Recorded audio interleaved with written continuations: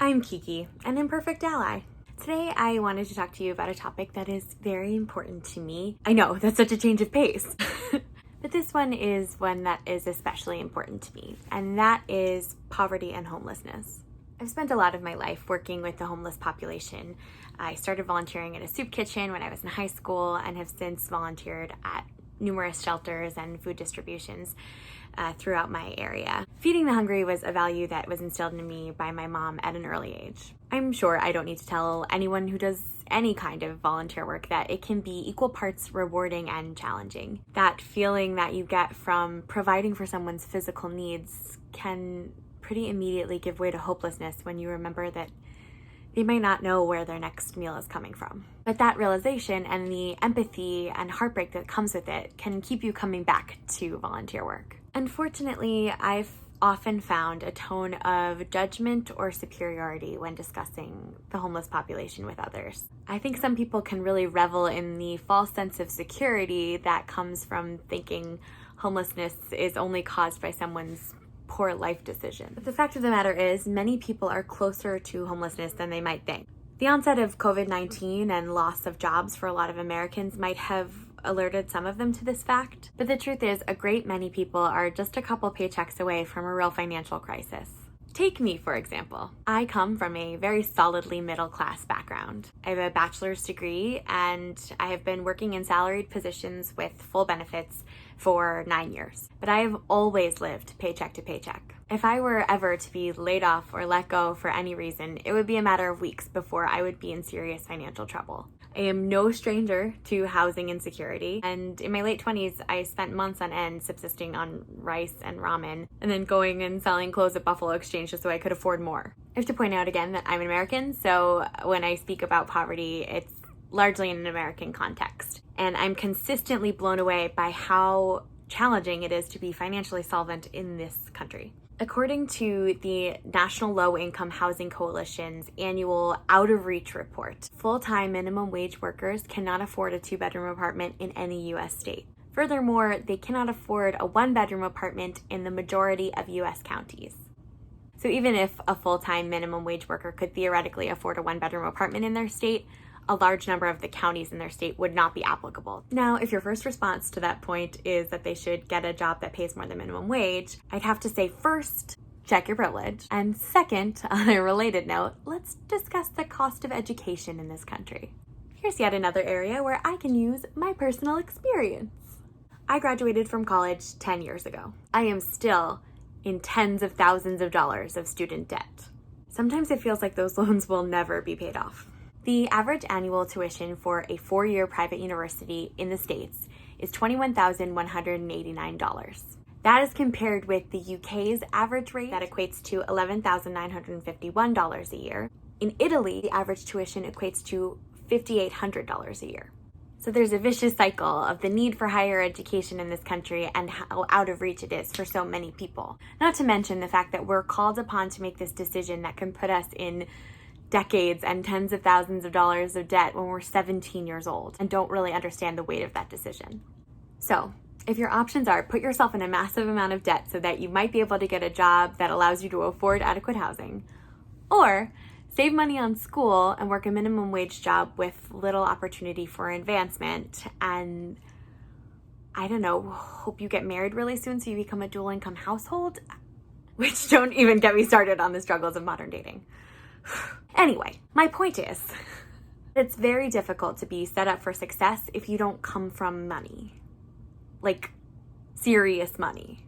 In doing some research for this video, I came across an article from CNBC where Americans were polled and nearly 80% of them reported living paycheck to paycheck. And that sounds totally accurate to me as a person who has a lot of experience living paycheck to paycheck. In 2013, the Federal Reserve Board launched a survey to assess the financial and economic well-being of the American consumer. In the 2016 survey, they asked, if you found yourself with an emergency expense of $400, how would you handle it? And 47% of respondents said that they would have to sell off belongings or borrow the money for a $400 unexpected expense. In my home state, that's an ambulance ride. So, I know this is a really long-winded way of saying that homelessness and poverty are maybe not as far removed from you as you think. And it's not reserved for people with addiction or mental health issues or even gross financial mismanagement. You can do everything quote unquote right and still find it impossible to make ends meet. So now that I've opened your eyes and given you a newfound empathy for homeless people in America, I'm going to flip the script. American poverty is not global poverty. Not even close. So I've also done a fair amount of humanitarian and mission work in the third world, and I know that when we talk about the 1% in the States, we're talking about billionaires and the wildly wealthy. But in a global context, if you make $40,000 a year, you are the 1%. $40,000. That's not even that high above the poverty line in the States. The need is objectively greater elsewhere. That's not to say that there is greater value in solving homelessness and poverty in the third world than at home. I have dealt with a lot of people who feel very strongly that homelessness and hunger should be solved at home first. More often than not, those people aren't doing much to solve American poverty, but I digress. There is no cause more worthy than another. It takes all kinds of people to make the world. Everyone has their own societal hurt that calls to them or keeps them up at night. So what I really hope this video has encouraged you to do is find out what that is for you and research ways to volunteer or donate to help. I firmly believe that the opportunity to care for one another is a gift, and compassion is a superpower. Now, there are so many other facets to poverty and homelessness in America that I didn't even touch on in this video, but I will probably try and tackle them at a later date. Some of those being decriminalizing homelessness, or refocusing the war on drugs to rehabilitating addiction rather than prosecuting sales and possession, destigmatizing mental health care and making it more accessible.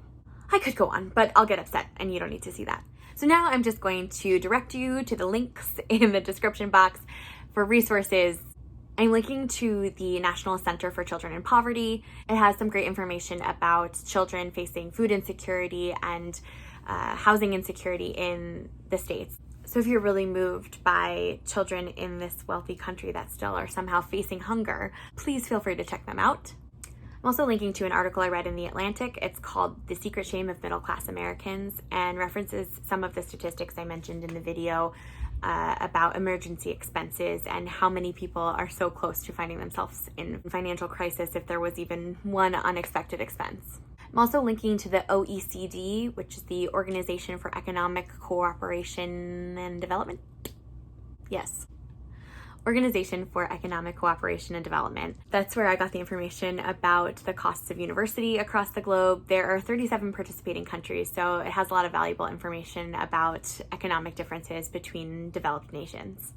I'm also including the National Low Income Housing Coalition's Out of Reach report for 2020, which helps to show how few people can truly afford a home in this country. I'm also going to link to idealist.org. It's a website that I really love for both job and volunteer searching purposes. So if you're feeling really energized about fighting poverty and you really want to find a way to help, I would highly recommend that you check out idealist.org. If you're looking for a place to donate, I would recommend Share Our Strength. It's a really excellent organization dedicated to children facing food insecurity here in the States. And if you're interested in the third world, my personal recommendation would be Mission of Hope. They currently feed 200,000 people a day in Haiti, and they also have programs and initiatives in other developing countries in the Caribbean. So don't forget to get out there and spread love. A great way of doing that is loving the people who need your help. I'll talk to you real soon.